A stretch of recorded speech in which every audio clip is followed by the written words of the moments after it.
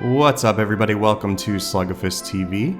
I am Patrick, and in this video series I want to comprehensively cover a topic that's been on my mind lately, and that is the history and fate of MMORPGs. Lately, when talking to friends and reading online, the big question seems to be, aren't MMORPGs dead?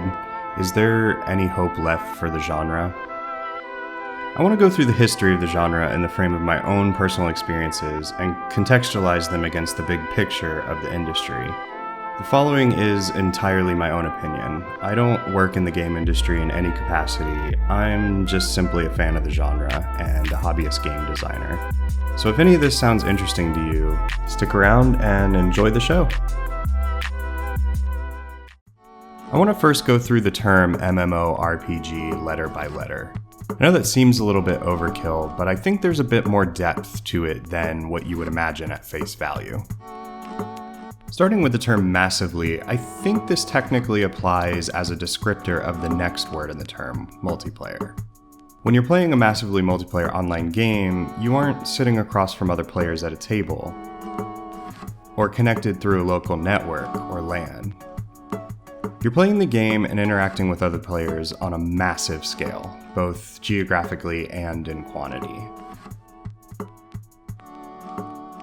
However, I find it helpful to also think of the term massively as it applies to the fiction as well, especially once we start getting into the more recent history of the genre. Part of the biggest appeal of early MMORPGs was the unprecedented scale of the fiction.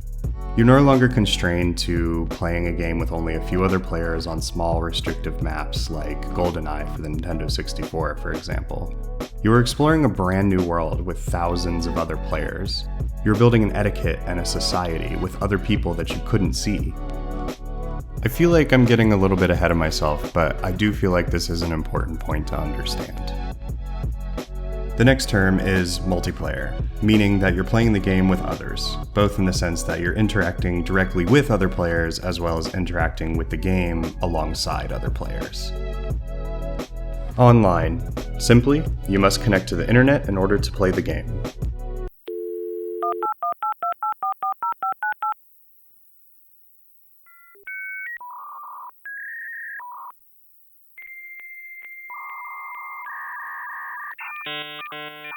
And then there's role-playing. Having designed role-playing games as a hobby for more than a decade, role-playing means two distinct things to me.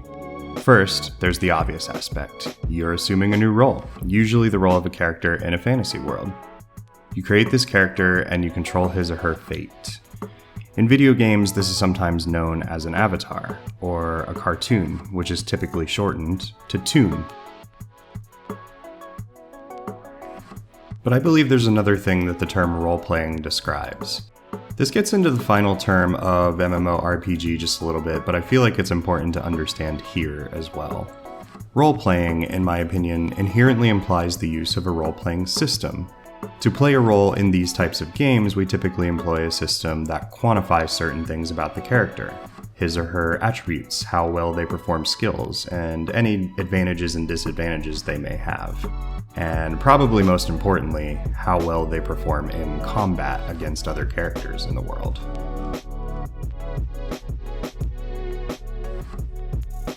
The final term, game, seems self-explanatory, but I believe there's more depth than one might think.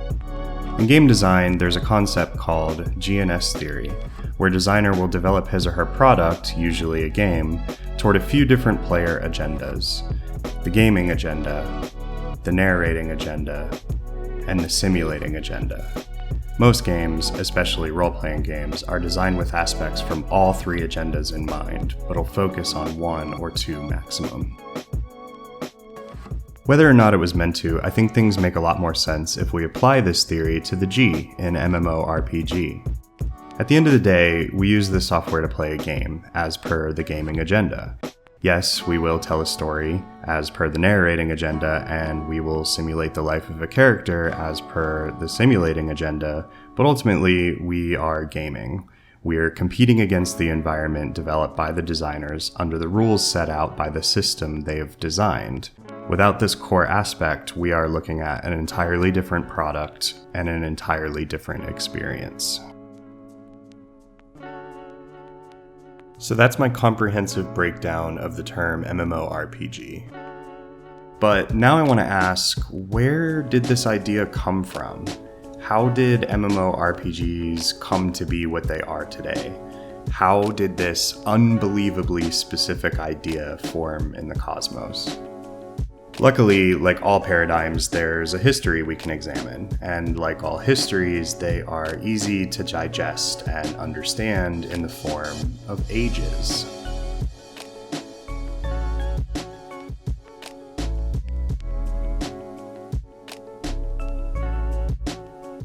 Pretty much any form of digital media that we consume today presented to us as physical media first.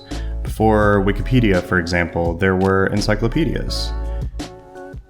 And before YouTube and online video, there were VHS tapes. And before those, there were slideshows of photographs. MMOs are really no different. Before we played multiplayer role-playing games with other people on the internet where software was randomly generating the numbers, we did so around a table with a system that was written in books and numbers that were randomly generated with dice.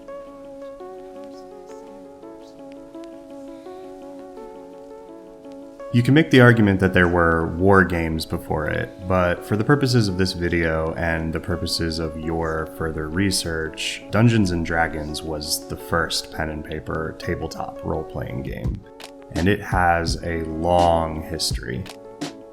I could make an entire video series on tabletop role-playing, which I might do one day, but to keep it on topic, just understand that tabletop role-playing was a hobby that people started doing in the 1970s and 1980s, in person and with friends. This hobby still exists today in thousands of different forms, and D&D is still being developed both in its tabletop form, as well as in the form of an MMO. Even though it has incarnated into its 5th edition, the basics of the rules have remained the same throughout the decades. And these basic design principles went on to become the foundation of MMORPGs.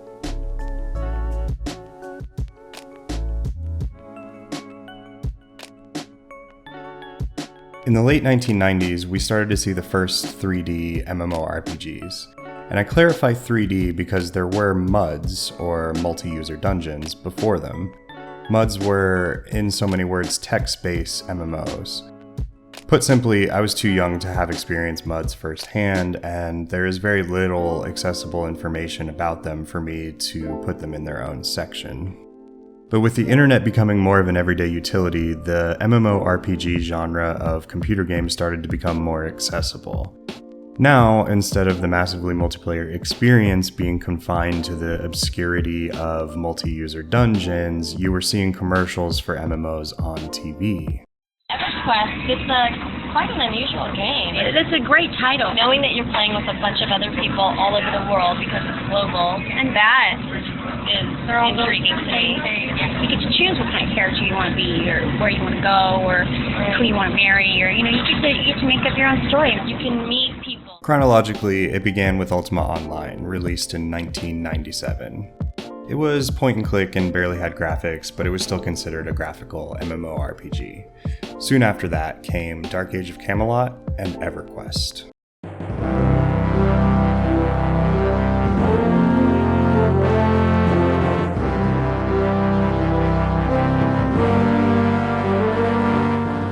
Everquest was my first MMORPG, and you could make the argument that when I say it was the best MMO that ever existed, that it's a case of personal bias. But after some research, it seems like this is the case for a substantial amount of people. For a lot of people, it was the first time we got to explore a fantasy world made manifest on the screen. We no longer had to exhaust our imagination to get that sense of wonder and enjoyment. And what's more, it was a game at its core. The only limits were your time and your dial-up connection.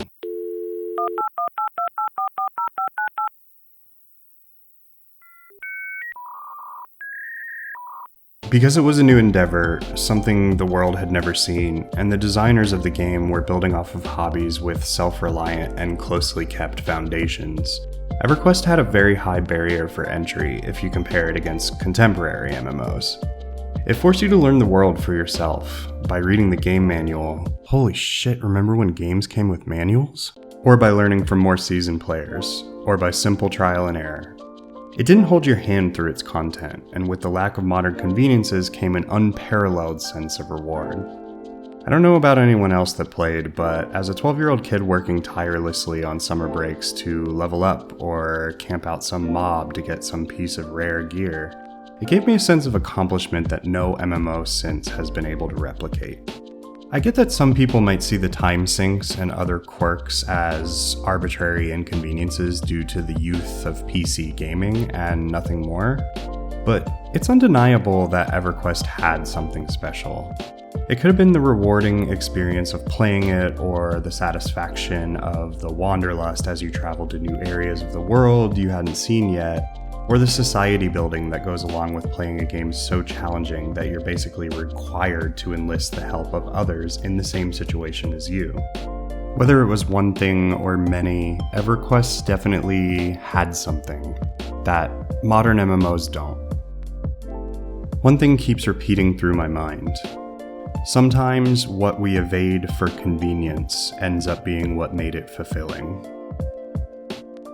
And keeping that sentiment in mind, it's time to discuss the gigantic elephant in the room.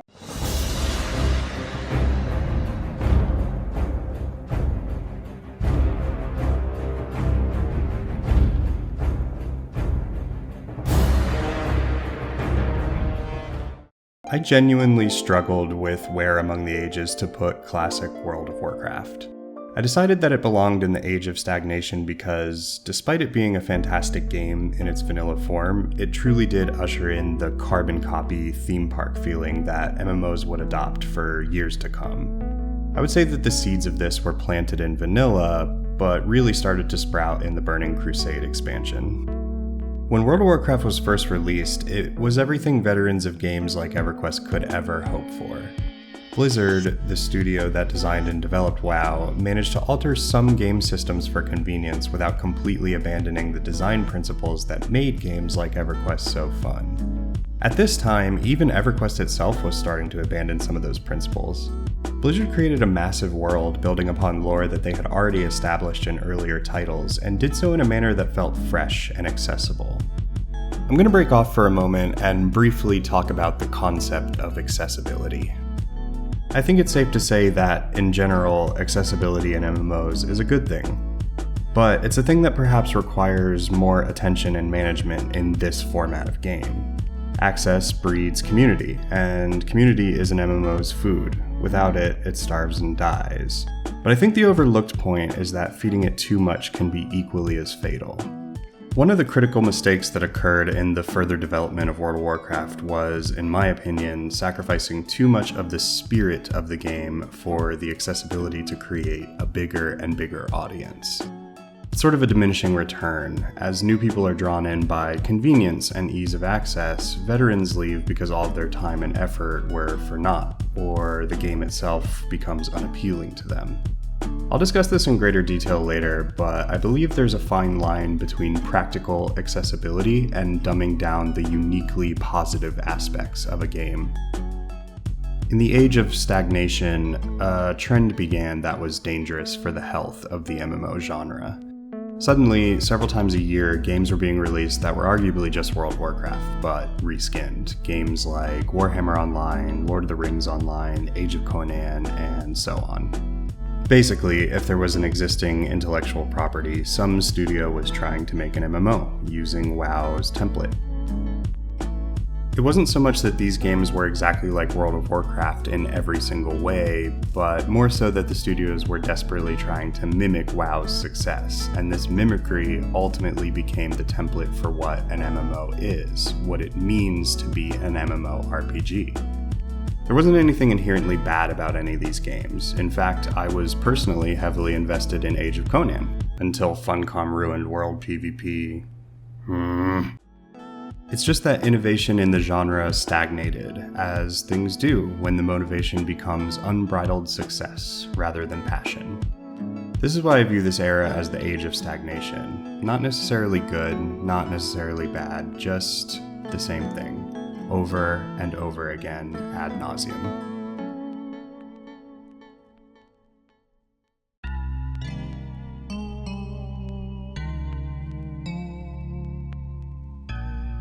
We established that the trend in the genre became copying concepts from World of Warcraft, and that caused innovation to stagnate. But the true Dark Age began when Blizzard and eventually Activision began to make very poor choices, and other MMOs continued to follow their form step by step. Given that, I feel like it's appropriate to frame this Dark Age of MMOs with an analysis of the direction World of Warcraft went. I personally believe all this began with the implementation of flying mounts in the Burning Crusade expansion. Although it didn't seem like much in the beginning, flying mounts allowed you to literally fly over content.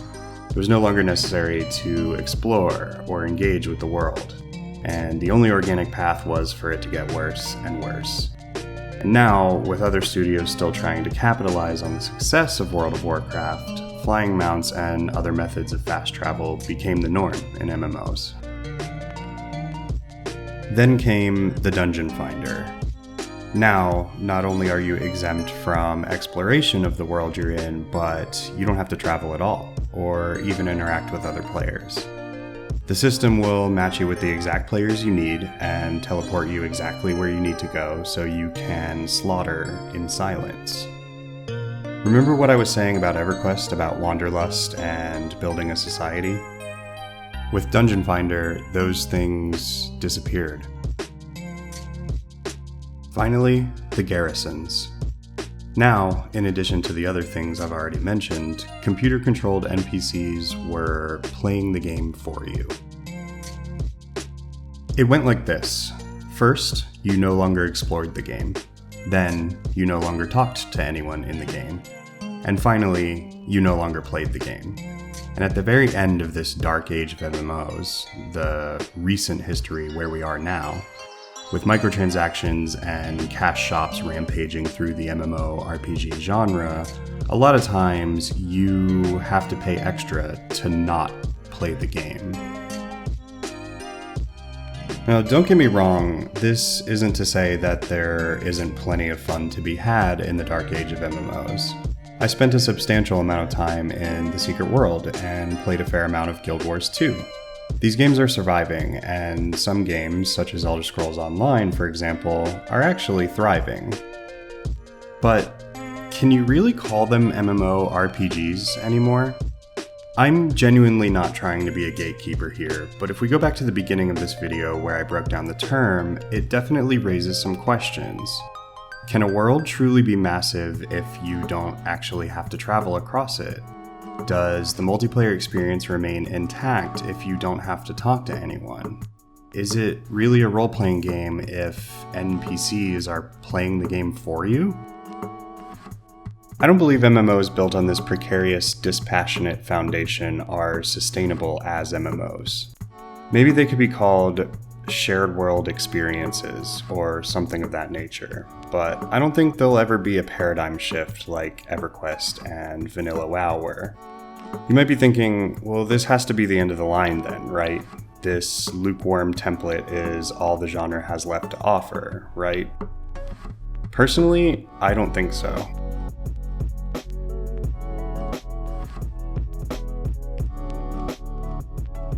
There's this phenomenon that I've been seeing lately that ultimately is what inspired me to make this video, and it genuinely makes me feel that a resurgence of the Golden Age is on the horizon.